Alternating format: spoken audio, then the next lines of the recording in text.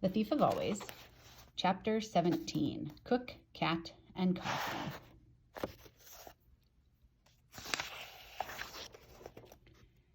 "Great to have you back, boy," Rictus said, his smile as wide as ever. "I told everyone you wouldn't be able to stay away. Nobody believed me." "He's gone," they said. "He's gone. But I knew better." He started to wander toward Harvey. "I knew you wouldn't be satisfied with a little visit. Not with so much fun still to be had."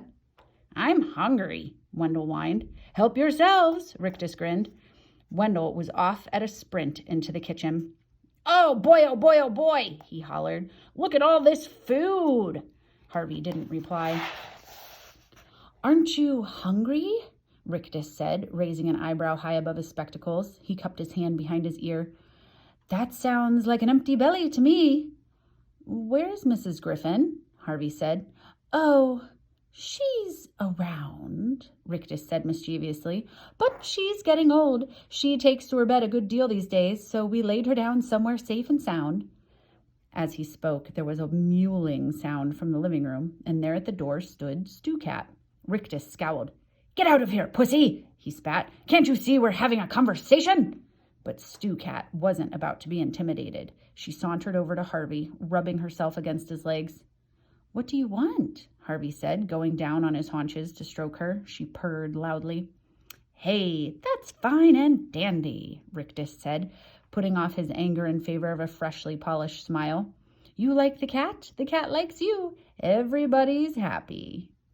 "I'm not happy," Harvey said. "And why's that?" "I left all my presents here, and I don't know where." "No problem," said Rictus. "I'll find 'em for you."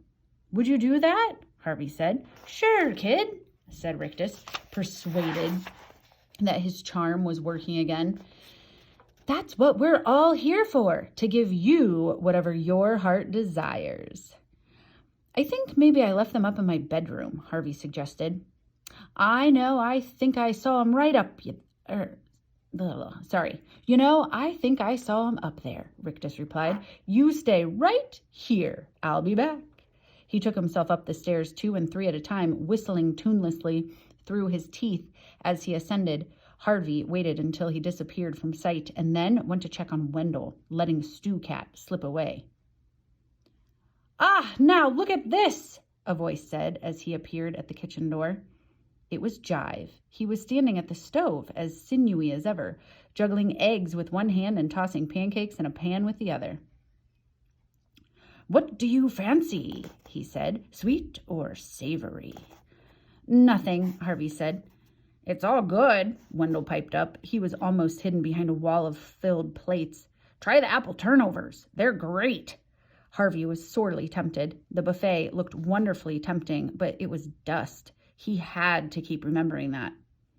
"Maybe later," he said, averting his eyes from the heaps of syrup-drenched waffles and bowls of ice cream. "Where are you going?" Jive wanted to know. "Mr. Rictus is finding a few presents for me," Harvey said. Jive smiled and with satisfaction. "So, you're getting back into the swing of things, kiddo?" he said. "Good for you." "I've missed being here," Harvey replied. He didn't linger, just in case Jive saw the lie in his eyes, but turned and headed back into the hallway. Stew Cat was still there, staring at him. "What is it?" he said. The cat took off toward the stairs, then stopped and cast a backward glance. "Have you something to show me?" Harvey whispered. At this, the cat bounded off again. Harvey followed, expecting her to lead the way upstairs, but before she reached the bottom step, she veered off to her left and led Harvey down a narrow passage to a door he had never even noticed before. He rattled the handle, but the door was locked. Turning to look for Stew Cat, he found her rubbing her arched back against the leg of a small table set nearby. On the table was a curved wooden box. In the box was a key. On the table was a carved wooden box. In the box was a key. He went back to the door, unlocked it, and pulled it open. There was a flight of wooden steps in front of him, leading down into a darkness from which a sour, dank smell rose. He might have declined to descend had Stew Cat not hurried on past him, down into the murk. With his fingers trailing on the damp walls to the left and right of him, he followed Stu-Cat to the bottom of the flight, counting the steps as he went. There were 52, and by the time he had descended them all, his eyes had become reasonably accustomed to the gloom. The cellar was cavernous but empty, except for a litter of rubble and a large wooden box, which lay in the dust, maybe a dozen yards from where he stood. "What is it?" he hissed to Stu-Cat, knowing the creature had no way of replying, but hoping for some sign nevertheless. Stu-Cat's only answer was to run across the floor and leap nimbly up onto the box, where it began to claw at the wood. Harvey's curiosity was stronger than his fear, but not so much stronger that he dashed to pull off the lid. He approached as though the box were some sleeping beast, which for all he knew it was. The closer he got, the more it resembled a crude coffin. But what kind of coffin was sealed with a padlock?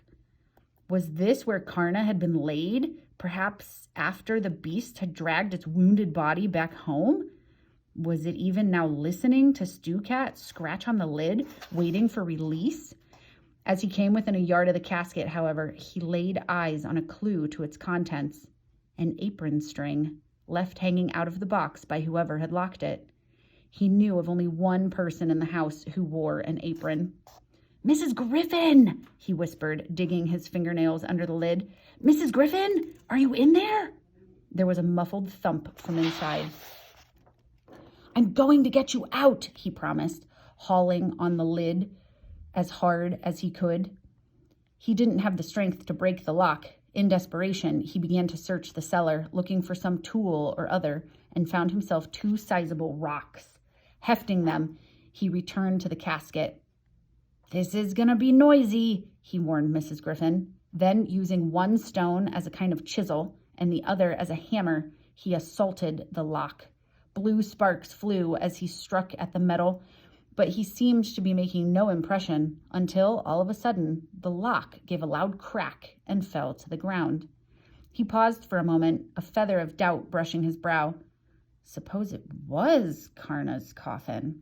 Then he threw the rocks aside and hauled off the lid.